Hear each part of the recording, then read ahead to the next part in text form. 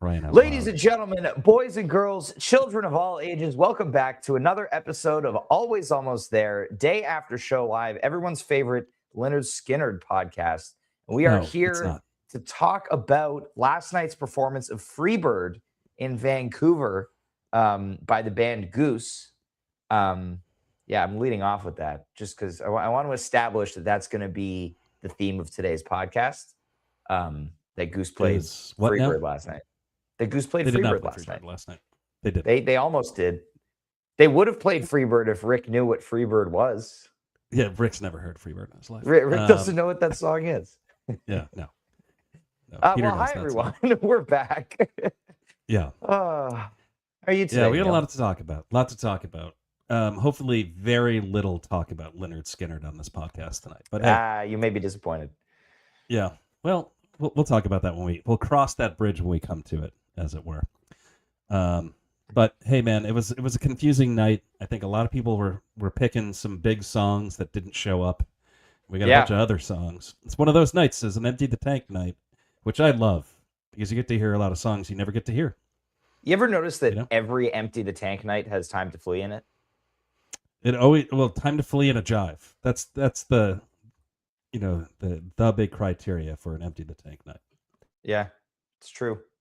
This is a really interesting show. So first of all, first time they played in Vancouver, very small venue, just under 1,000 capacity. And, coming off of Reno, it was like, all right, like we need something here. And this is a really interesting show. There were a couple of songs, as you mentioned, big songs that a lot of people picked. Drip, Give It Time, neither of which have been played on this tour yet, which seems crazy. Arcadia, absolutely. Yeah. Meter Maid also has been missing all tour. And so, this is not the show I was expecting outside of the Yeti. Yeah. I don't think it was the show anybody else was expecting either. I think, there's a few shockers in here. They played Hunger Site last night on very, very short rest. Just had to get that one out there. But yep. It's interesting. But I think overall this is a pretty solid show. I think it's a good show. I think it's a whole versus some of its parts thing. And there are a couple of jams in it that are really cool. A lot of peaks. I will say that the crowd last night did not really enjoy exploratory jamming because anytime the band wasn't in high octane peak mode, everybody was talking. It was particularly bad. But I do want to shout out Taper Mark Terry, I believe, who made it possible for us to listen to this show today. He was right next to me last night. He, I believe, will be on the whole rest of this tour. I think he said, or at least through Montana. So we will have fresh audience recordings. But yeah, the quick turnaround was nice. So thank you, Mark. Yeah, and if you haven't, but yeah, it sounds great. I listened. That's how I heard the show. Yeah, and he did us the favor of not recording. Don't do it on. Honestly, so that made me laugh. He was like, "Sorry, like whatever they played for the encore, I didn't get it," and it's like, that's fine. Yeah, that's fine. Although, so this is a bar show pretty much, right? Like what's the venue like on the inside? Because to me, it sounds like they're playing in a bar room. So we'll see. This show will be premiered on Nugs on Sunday night, which I assume is when we're going to get the boards based on how they did the premieres in Europe, which is unfortunate. But it's kind of like a bar kind of vibe. That it's like one big floor, small balcony with reserved seating, and then like two little elevated bar areas on either side that had some reserved seating, and then some tables that were GA. But for the most part, it was just a floor. Interesting venue. Like the PA was kind of weird and was facing like inward a little bit, so the sound was kind of interesting for a while. It was. You're gonna have to explain that further. Inward. What does that mean? And like what do you mean by the speakers. The speakers were facing towards each other on either side of the stage, more so than out to the crowd. So it was really loud in there, but it was a little bit muddy due to that direction, I think. That did not come through on the odds, for what it's worth. They sounded real good. I mean, Loomis got it dialed by like middle of the first set, but I think that the first couple of songs were like, it was a little hard to hear some of the vocals and things. So, all right. Well, we've got music to talk about, so we should. Let's talk about the music. We're 5 minutes in here, and we've got things to argue about. Yep. We've got perspectives to trample. Yep. Oh yeah. Yeah. That's what we do here. Well, let's talk about the show. Yeah, I think zoomed out. This is a good Goose show. It doesn't have the jams for Ryan Storm, but it's got the fun factor that Dean of Harry and Dean would be looking for. And there's, I mean, there is jamming. There's like plenty of jamming in this show. I'm just gonna keep using that as my spectrum of like the way people enjoy shows. Like Dean's there for fun, and you're there for the opposite. Guy. You're there with a scowl on your face, unless there's jams. Yeah, it's true. Well, hey, we get a jam early last night. They opened with Yeti, Canada, yes. Obviously. So now we know that inevitably when they play in Montreal for the first time, you can count on a Yeti opener because Yeti also opened their first Toronto show last year. Mm-hmm. I mean, so it could just be a coincidence. Yeti was very due. It was opening the show in Canada with Yeti. Come on, that's not a coincidence. I mean, I'm just saying the song was due. That's all. Maybe they were just waiting. They were every stop this tour when they went to make the set list. They were like Yeti, and then Peter's like, "Nope, we're saving that one. Playing that in Vancouver." That's exactly what happened. That's 100% what happened. But hey, this All I Need is pretty good. It's 12 minutes, but like, whoa, wicked duck. Yeah. I mean, it's like the SPAC batch. It starts kind of heading in a major key direction, and then suddenly it's not anymore, and it's just like thrashy and churny, and like, oh yeah, and then they just go right back into it. I was hoping, because of how they cut it off, that the second jam was going to happen again. It's going to be years before the second jam comes back. But I feel like this is like every All I Need these days. Not every All I Need, but many All I Needs do exactly what this thing does, which is this one felt a little like it had a little more punch. Yeah, I don't know. I feel like they all have some punch to them. There's no like bad All I Needs out there. They're just short. Yeah. I don't know. Maybe. Well, I mean, but this is good. It's nice to see. Nice to get some early first set jamming. Sure. So and then we get Turbulence, Flea, Western Sun, Flea. Turbulence is pretty due. Flea, I mean, another 40 shows. It's funny looking at the gaps on Flea because 44 shows here takes us back to Fort Lauderdale in April, and then the previous Flea before that was 45 shows, which was 10 months. Right. So just they've been playing a lot of shows this year, which is awesome. I would like to see Flea, get its sea legs back. This one is only like 8 minutes before Rick segues into Western Sun. It's a cool segue. And then Western Sun does the Western Sun thing, and then they go back into Flea. It's a cool segment. But so for the folks who are listening at home, the Western Sun thing is just straightforward rock and roll jam. Yes. Which rules every single time. I don't know. I like we're not to be confused.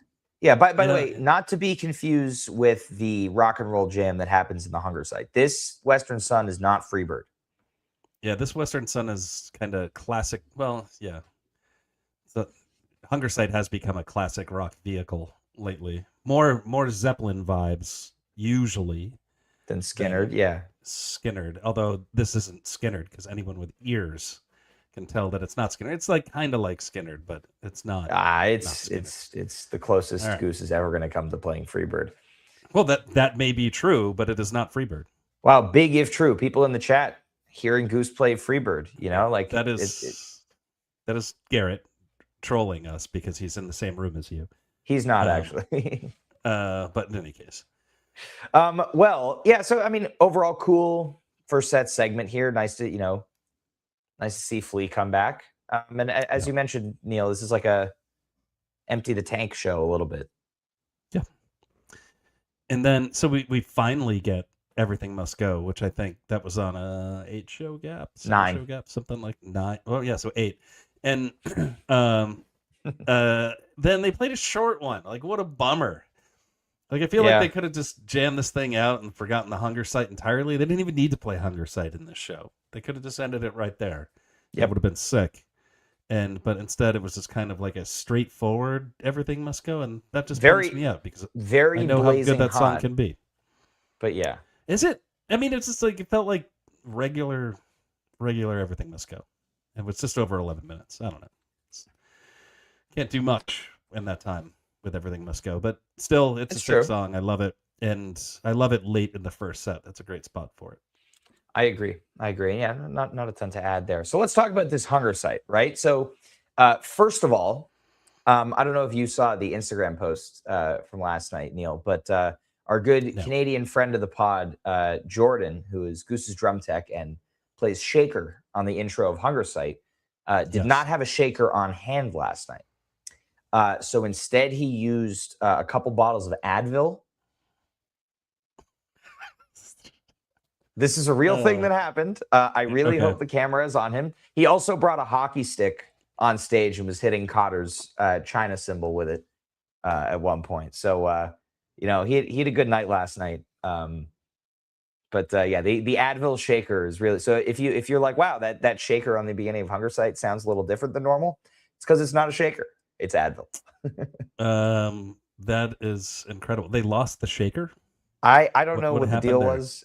He wasn't ready. I think maybe Hunger Site was an audible, and he didn't have time to go and grab the shaker. And I guess he had Advil handy. Stands to reason that the drum tech would not have the shaker nearby, but he would have a bottle of Advil.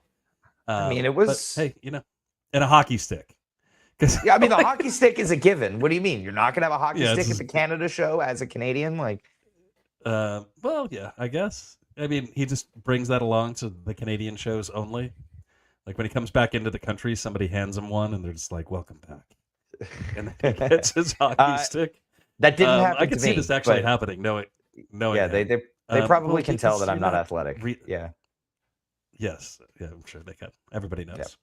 Yeah. Anyway, so this Hunger Site, this Hunger Site's cool. Yes. Really, really amazing work from Cotter, and this is another one of those jams where, towards the end, Rick and Cotter are just pushing each other to see how fast they can play, which is awesome. And I swear to you, Neil, it's. I know it's not the Freebird chord progression, but it sounds like Freebird for a while. And Rick is so close, and he if he knew what the song was, he would have teased it. If he knew, he knew. We joke about like songs that Rick doesn't know. I mean, everybody knows this one, and everybody knows Moby Dick too. He didn't know that last year. Yeah. Well, like I feel like he like intentionally does that. We talked about this where like I think he just like bombs certain solos on purpose and covers. And what's the one that I always forget the name of the dang song? It's like the crappy blues song, Mustang Sally. His solo in that is always brutally bad, and like if he really wanted to play it, he could play it really, really well. But he just doesn't care to. And in this one, you get like the guitar heroics of a Freebird.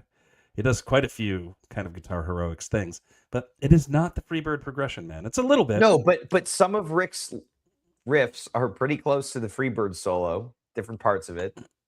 Hey, there's one way that Rick can prove us wrong. Tonight, play Freebird. Prove to us that you know it, Rick. Just play Freebird. Cotter plays this, when he's not on Goose tour, like he's got a Skinnerd band somewhere that you don't know about. You know that Cotter and Peter at least were thinking to themselves, like, "Yeah, this is kind of like Freebird." Like while they were playing it last night, like Cotter's just like sick. Like, let's go. That's incredible. And like I feel like Trevor would be down too, and like Rick would be the only one who would just be like, "So Goose, Freebird, let's do it. Let's why the hell not?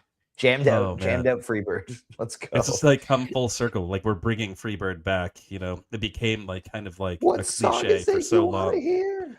Yeah, like and now like nobody's even asked for it probably in years.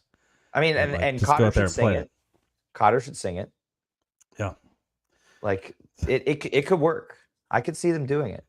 Oh God. So in any case, go listen to this jam. It's fun. It's high energy. Rick's playing is out of this world, and you may think it sounds like Freebird, or you may not. Like I do not think it sounds like Freebird to me. It sounds like Freebird. I could see why you would think it's Freebird. Okay, good. Cool way to end the set, though. That's like a ripper. I mean, there's some high highs in this set. There's good stuff happening. You know, it's a good kind of set. peaky. You know, Everything Must Go is always good. The Hunger Site, of course, rips. Yeah. You know, Turb, All I Need, a little bit dark. This is all good stuff.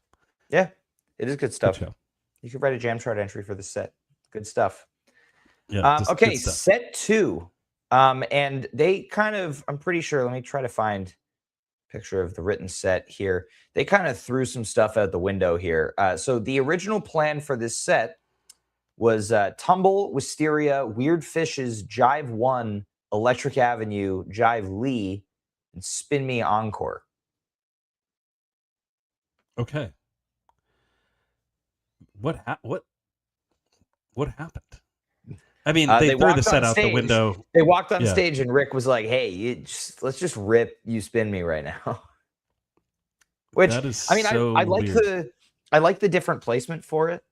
You know, sure. I think a song like that to open the set is good. You know, like, I mean, Don't Do It is Don't Do It whenever they play it, but like when they opened the second set with it in Raleigh and then went into the big jam, you know, that was like it's like different. So it's cool. Sure. Yeah, and Bob Dunn.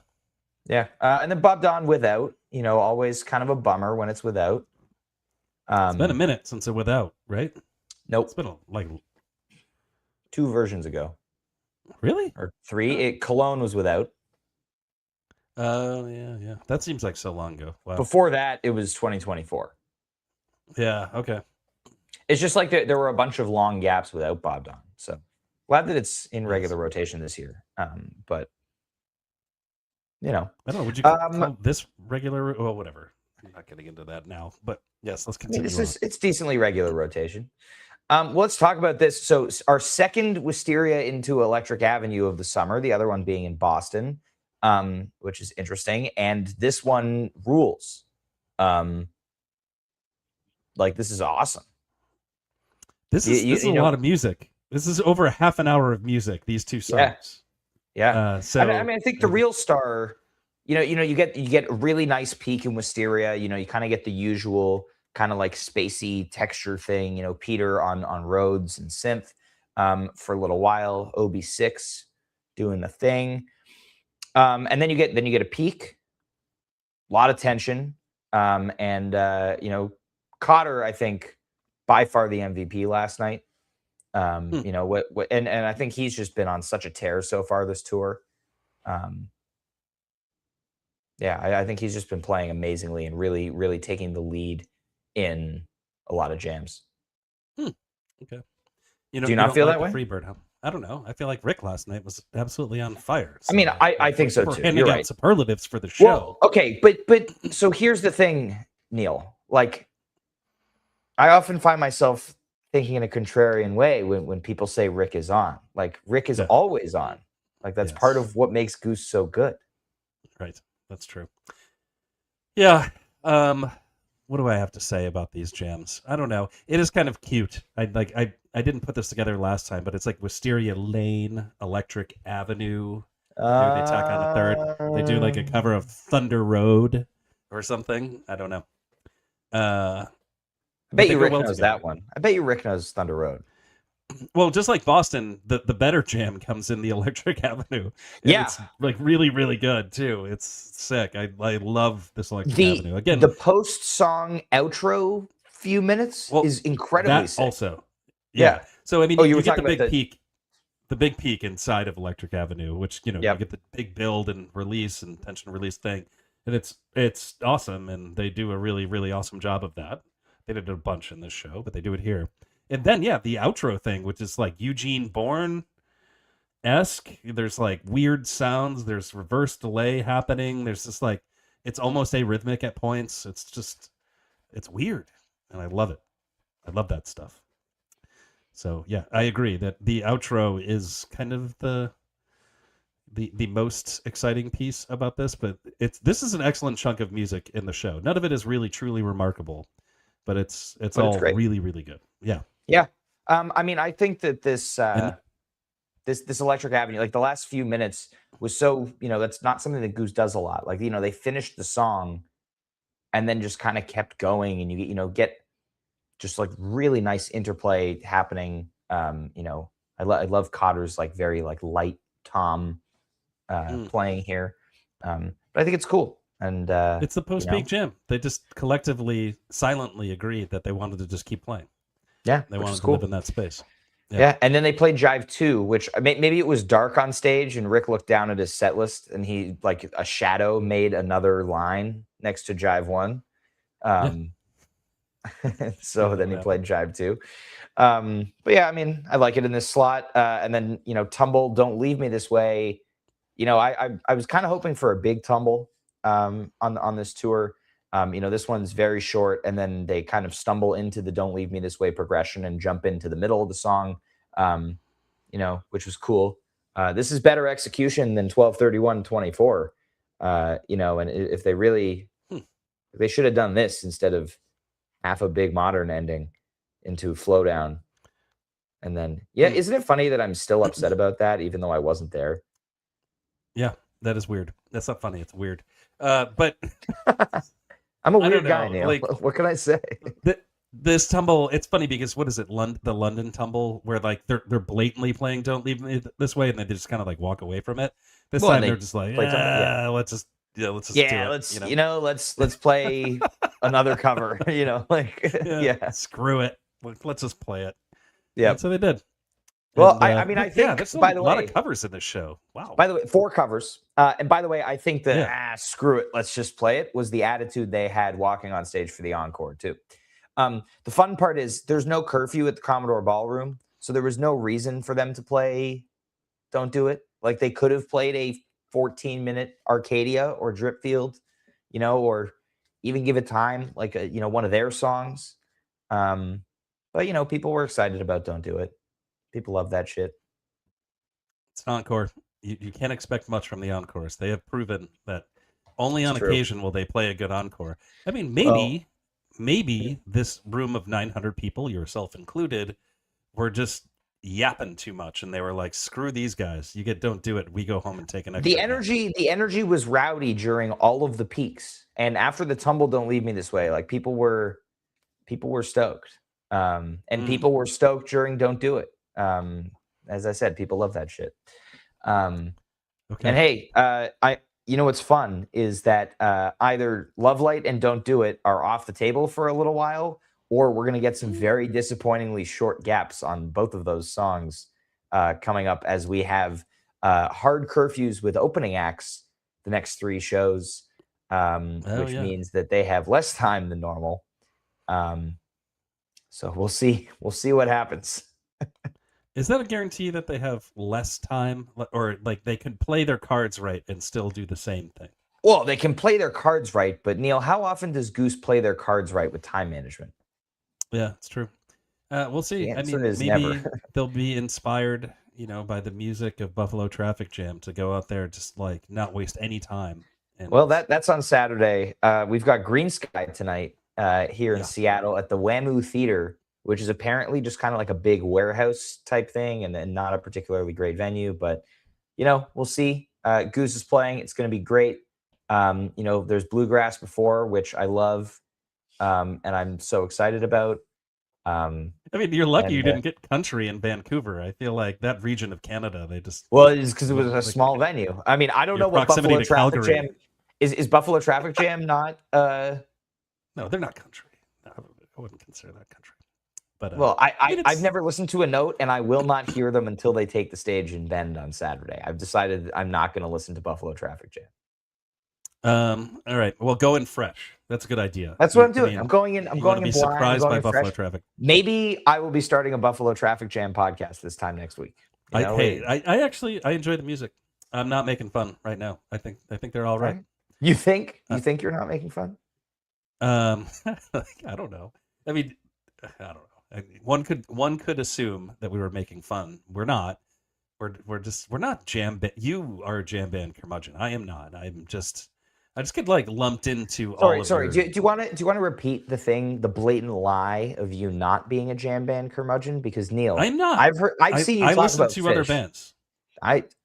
You mean like you're not a curmudgeon because you listen to other music? Yes, I'm like you, like I don't like bluegrass. And then you just kind of dance around the side. Like I would, I would listen to the Green Sky.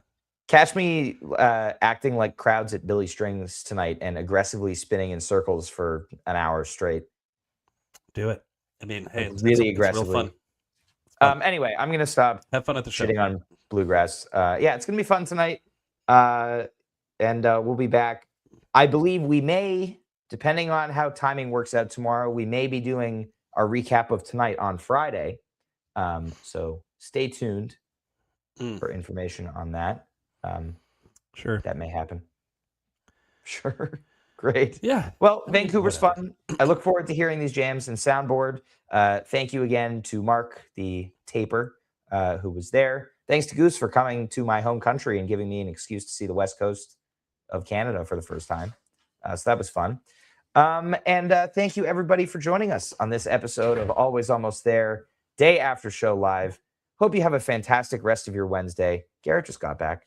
Garrett. We will see you all next time. Garrett, say bye to everyone. Garrett, put on Buffalo Traffic Jam right now. Bye.